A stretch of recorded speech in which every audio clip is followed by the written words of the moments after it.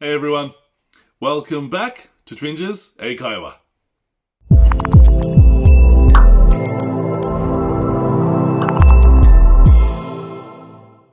皆さん、こんにちは。Twinges 英会話です。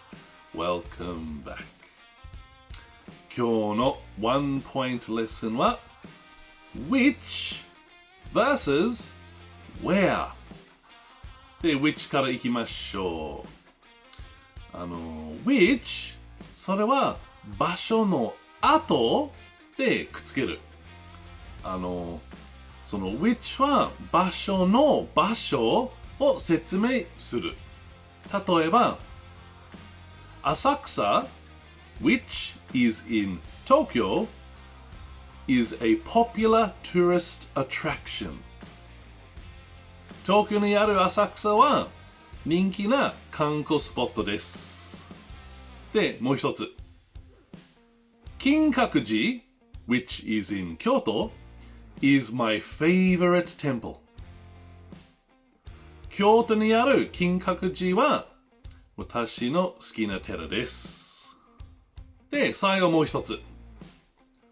Joe's house which is next to mine has a beautiful garden。私の隣にあるジョーの家には美しい庭があります。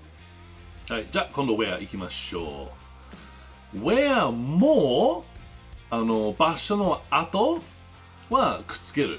まあもちろん意味は違うけど、ある場所は何が起こるかを説明する。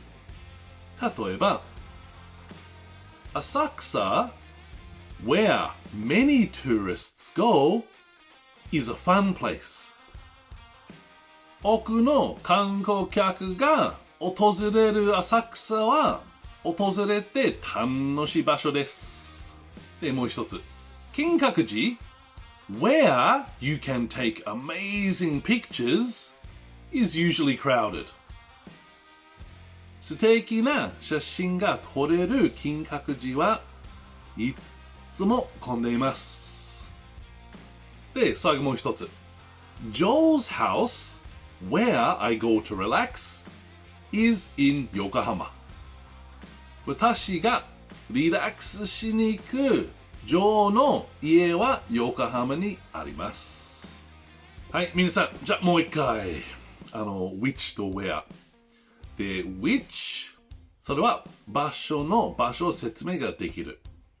で、where の方は、あれをもう、場所と、後でくっつけて、ある場所は何が起こるかを説明する。はい、皆さん勉強しましたか？はい、よかった。もし質問ある、提案ある、みんな下コメントくださいね。皆さんいつも見る本当にありがとう。Thank you for watching. And see you in the next one. Bye bye.